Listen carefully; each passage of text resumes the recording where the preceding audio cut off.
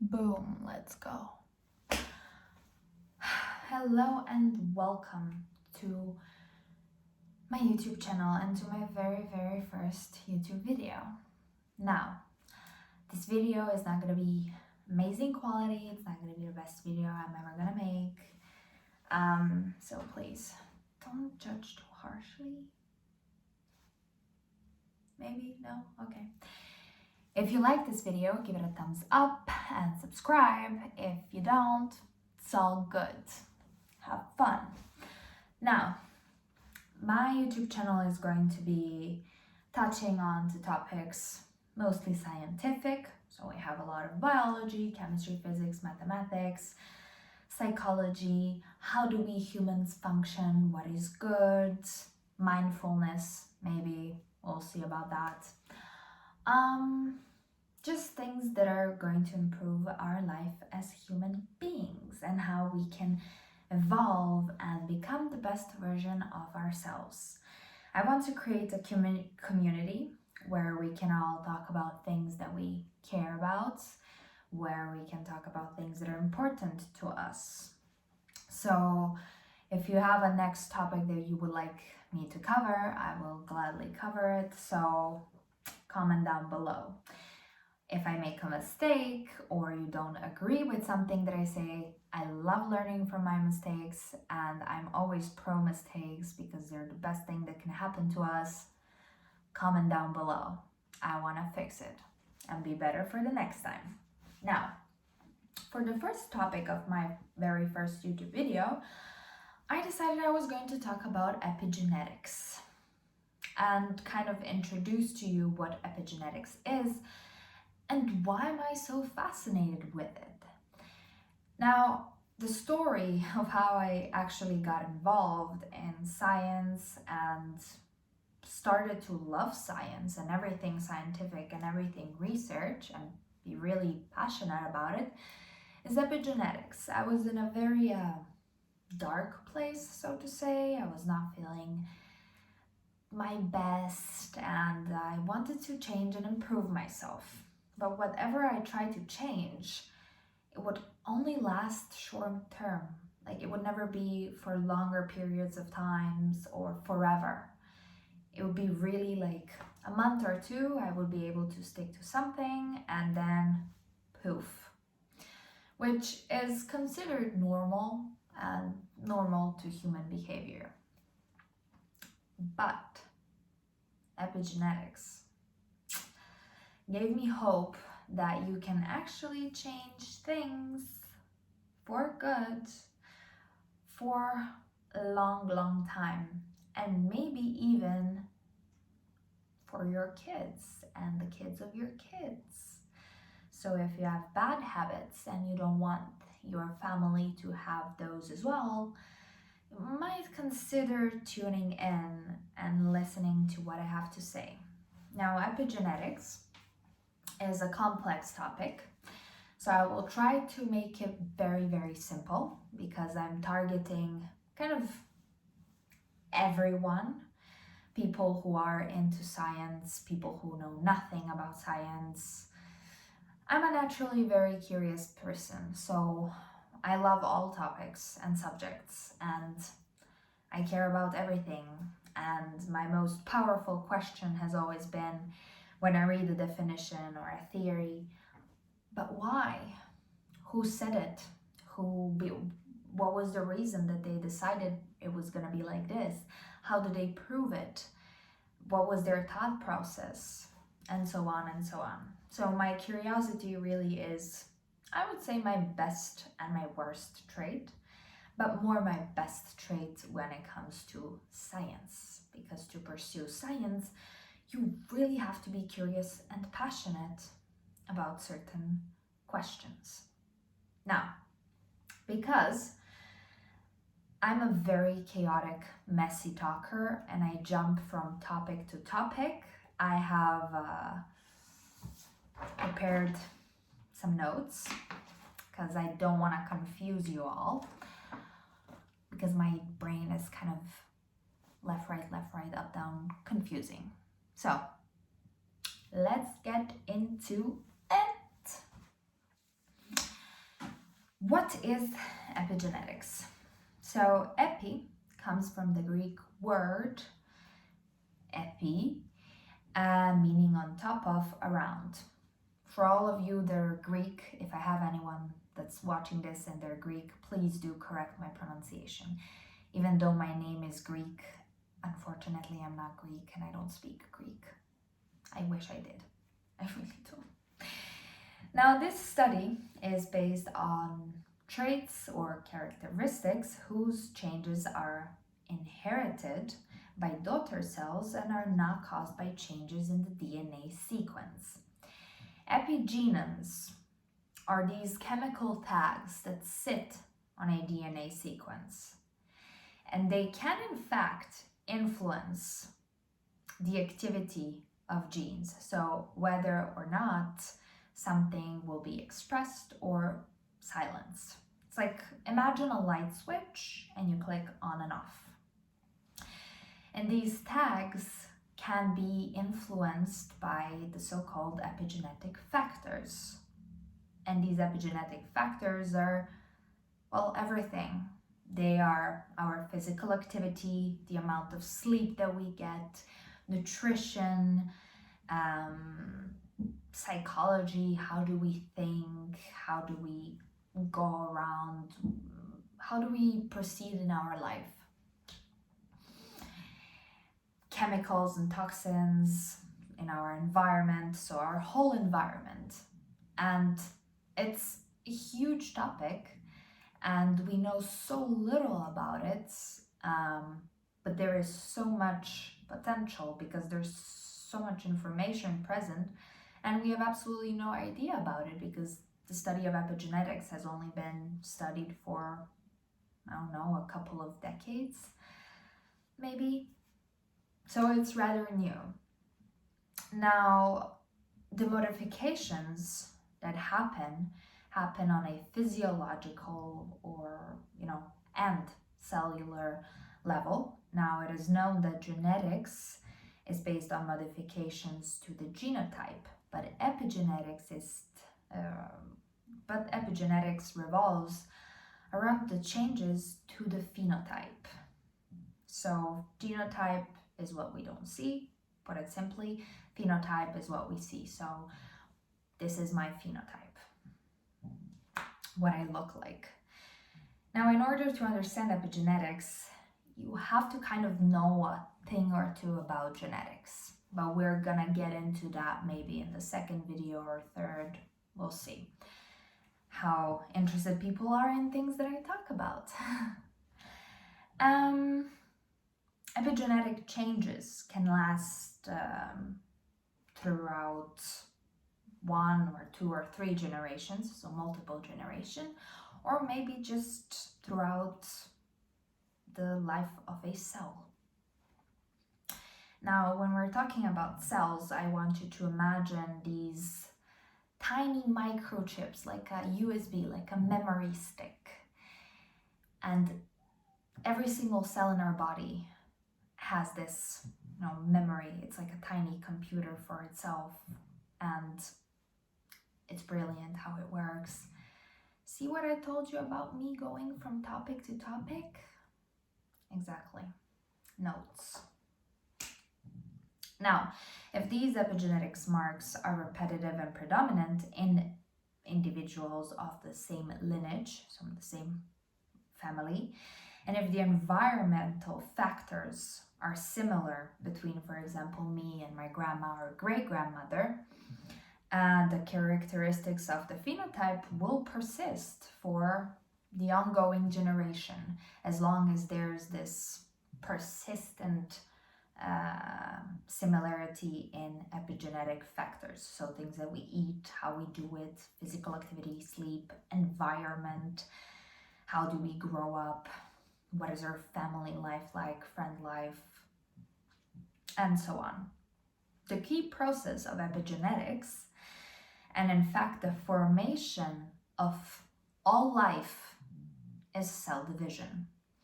During this process, the whole DNA sequence from the original cell gets divided into 2 daughter cells, And these daughter cells are duplicates of the original, the mother cell, meaning they're made of the same 3 billion base pairs contained in our 23 chromosomes. Now, you may ask yourself, why am I talking about this? Why is this important?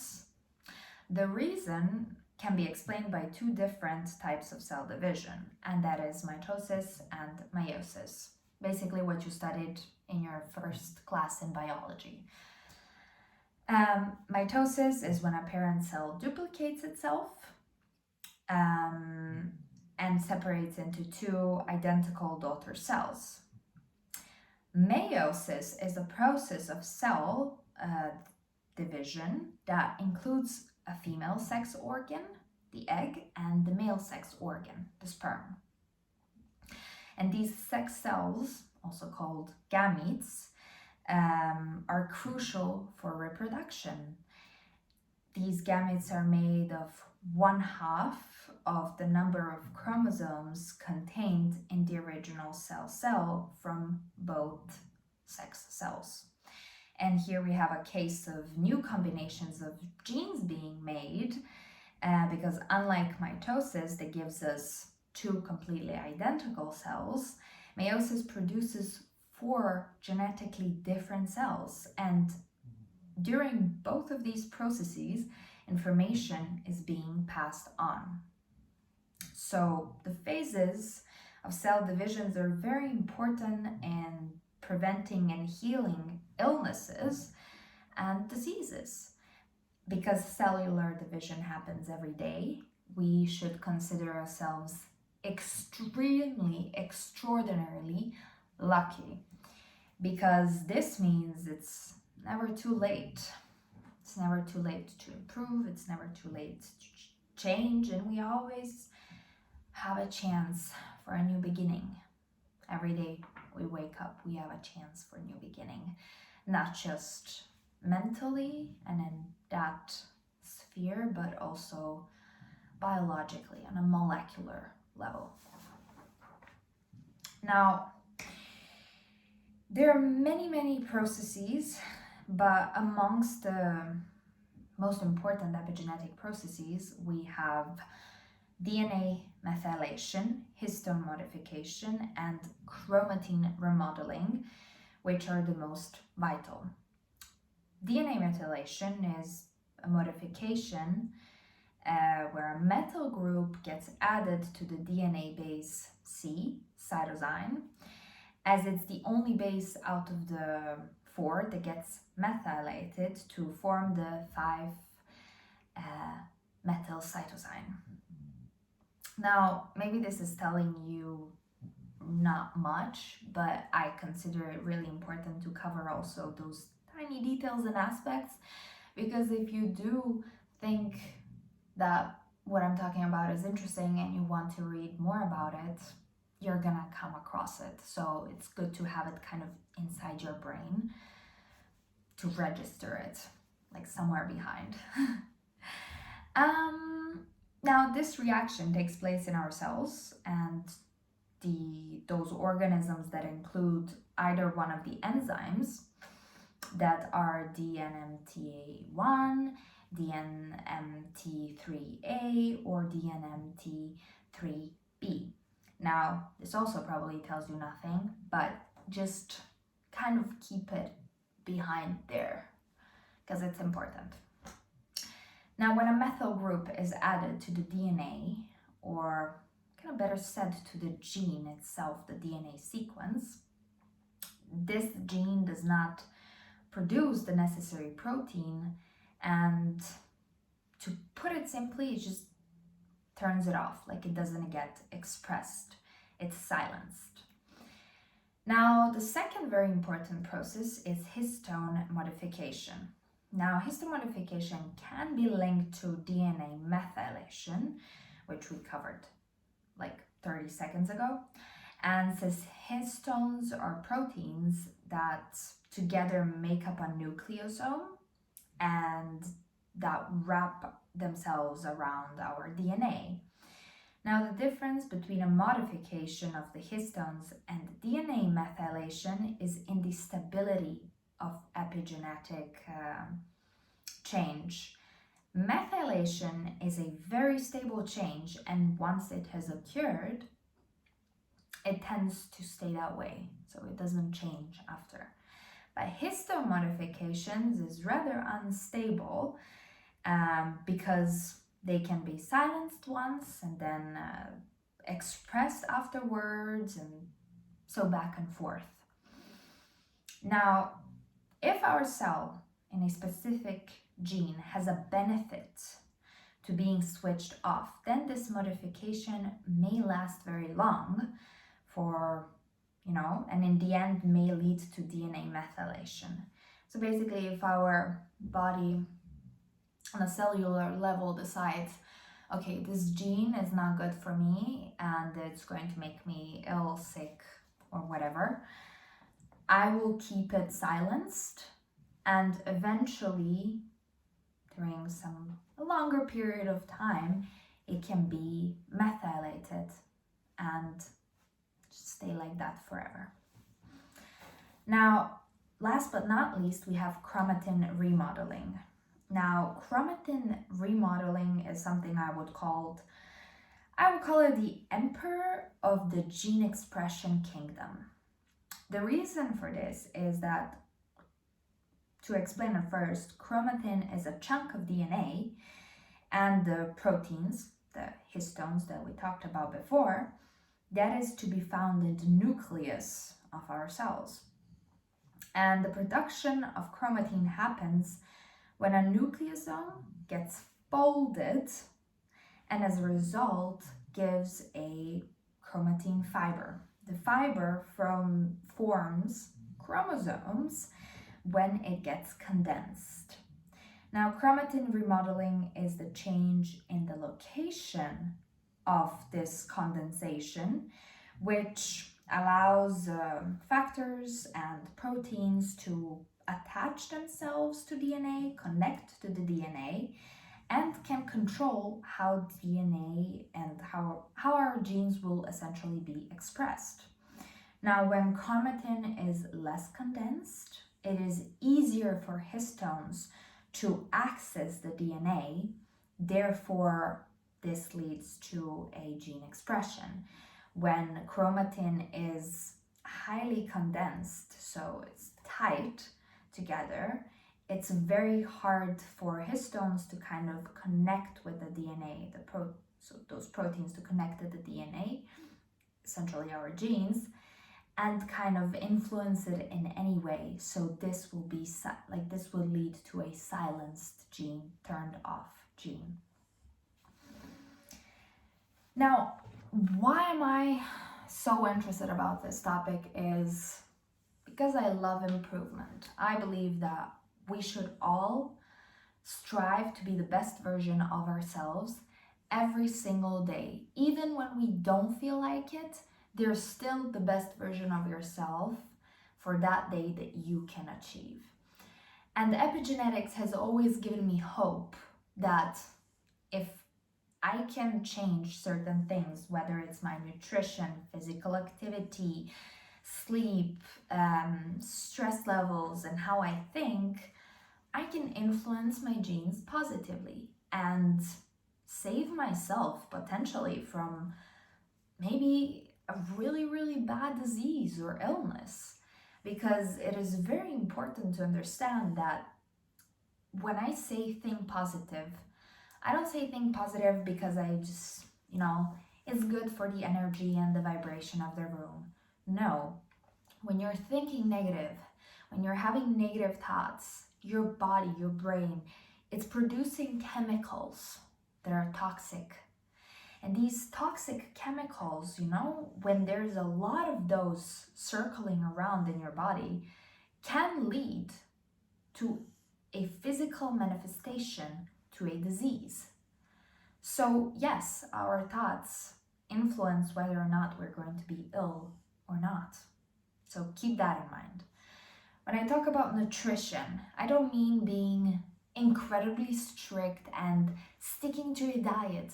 No, It's good to eat something sweet and maybe unhealthy once in a while. And if you follow me on Instagram, you know my love of burgers and, sometimes a little bit of a junky food here and there. It's all right once in a while. It's totally fine. But don't do it every day. I suggest really drinking cold pressed juices or, freshly squeezed orange, lemon juice, grapefruit juice, eating apples, just healthy things, because all of these good and healthy foods have the necessary minerals and vitamins for you to function properly. Now, sleep is also a very important factor. When you're going to sleep, that's basically the time that your body takes to regenerate, to kind of reset. So that's what I meant when I said every day you have a chance and it's never too late. Because our cells are being divided every second, right? Every millisecond. Like I'm talking right now, and the cells in my body, some are dying, some are being, some are dying, some are being newly born, and so on and so on. So I would really suggest thinking about this. Epigenetics it's a science that concerns all of us, and it's what's gotten me into science. And I believe in epigenetics so much, and I cannot wait to be able to research more on this topic. And I'm just very excited to do that and to share everything that I feel passionate about with the rest of the world, especially when it's smart stuff.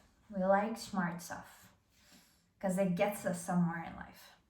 But as you can see, I also like creative stuff. So I like art, I like writing poems. So yeah, I really hope you enjoyed this video, and I assume maybe I was a little bit awkward, but then again, that's just my personality. And I really hope some of you will come back to my channel and we can talk about stuff that we care about, that are good for us, and that will lead to a better life, improved life, happier life. So my final message, it's always gonna be, always smile, babes, because it's not worth living if you're not smiling, even though maybe your day is a bit, just smile. Smile through it. Always smile. Lots of love. Bye.